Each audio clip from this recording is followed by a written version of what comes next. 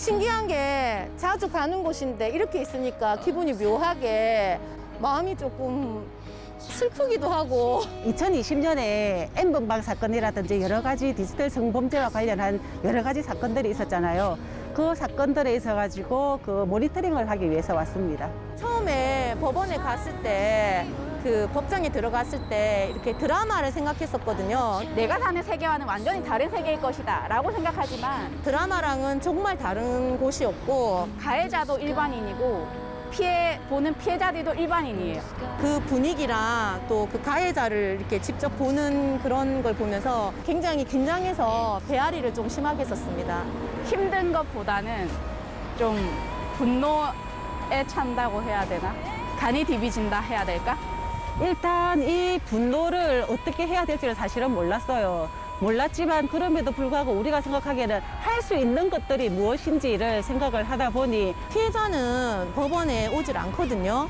어디선가 자기 재판이 있다는 걸 아실 거잖아요. 근데 가해자 측은 변호사도 있고 가해자도 와서 자기의 변론을 한단 말이에요. 근데 어딘가에 있을 우리 피해자에 대한 어떤 지지, 이런 지원, 이거를 한 개인이 가는 것보다는 단체에서 힘을 모아서 간다면은 조금 더 힘도 발휘할 수 있고 지지도 될 수 있다라는 그런 마음이 있습니다. 오늘은 텔레그램 엠번방 성착취 그 2심이라는 거 알고 있고 그다음에 2심의 첫날이라는 거. 장은 어디 있어?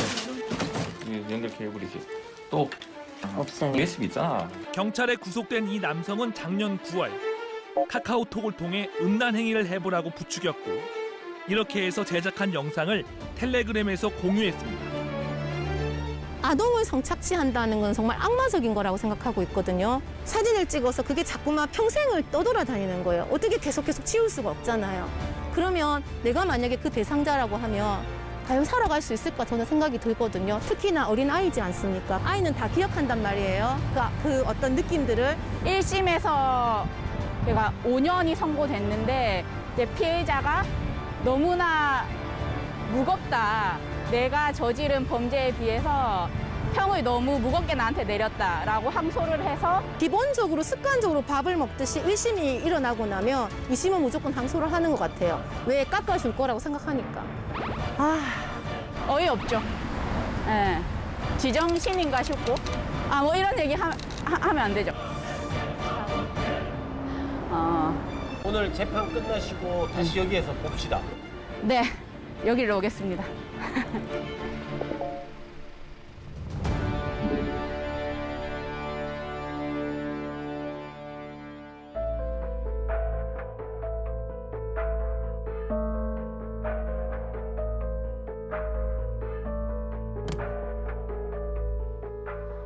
사건 번호 1234 루루루 재판 시작합니다. 피고인 루루루.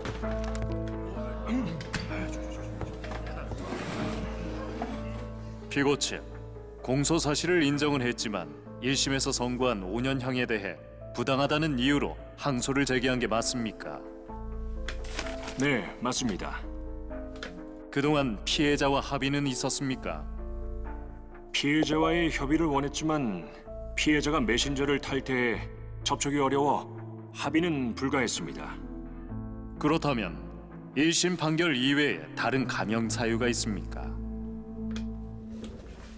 이 사건의 피고인은 우선 자신의 범행을 깊이 뉘우치며 수용 생활 중에도 9번의 반성문을 제출한 바 있습니다.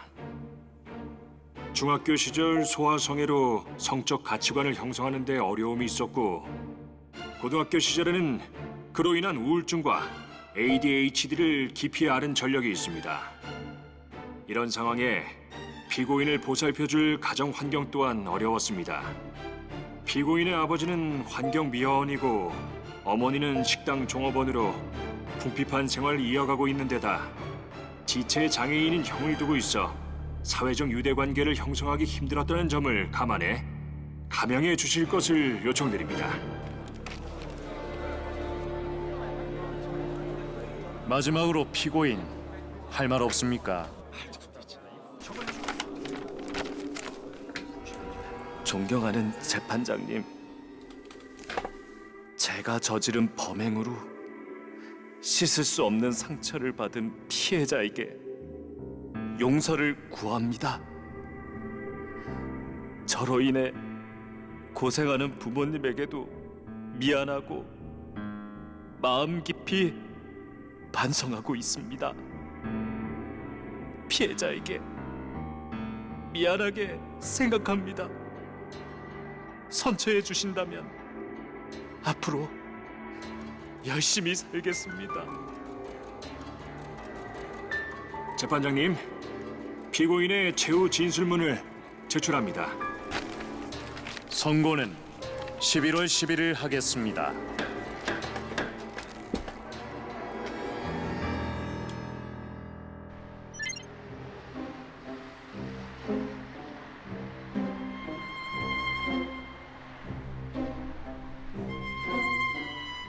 재판 보고 진짜 참담하고 어이가 없습니다.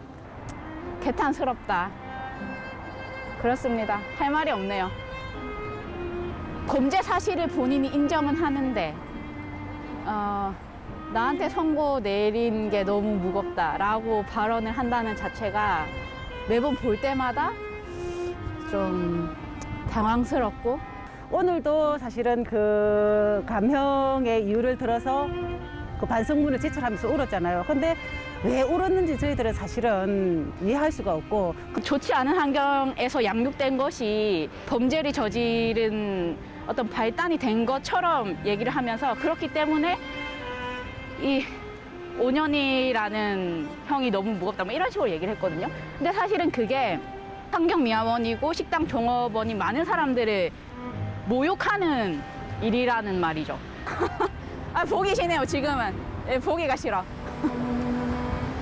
성폭력을 피해를 입었다라는 단어보다는 성폭력이 일어났지만 내가 살아있다라는 거, 생존자라는 말을 쓰자는 말을 많이 하고 있는데, 생존의 의미를 가지고 살아간다는 것들이 굉장히 중요하고요. 뭐 그까짓 피해, 뭐 희롱적인 거, 추행적인 거, 뭐 그거 뭐라고 절대로 생각하시면 안 되는 게, 그게 평생을 간다는 거죠. 평생의 아픔이 되어서 길을 가다가도 불쑥불쑥 생각나고 그런 아픔들을 가지고 살아가는데, 근데 그 아이 이제 9살이지 않습니까? 이 많은 양의 선고가 이루어져야 될 것 같습니다. 외국처럼. 우리나라는 너무 가벼운 것 같습니다. 성범죄에 대해서. 어떤 분들은 그래도 예전에 비해서 많이 나아졌다라고 하지만, 야, 변한 게 이 정도면 이거는 문제 있다. 어쨌든 선고가 나와봐야 하긴 하겠지만, 저는 그런 것들이 어쨌든 그 감형의 이유는 될 수 없다고 생각하면서 똑바로 조금 제대로 된 처벌을 조금 했으면 좋겠다라는 생각입니다.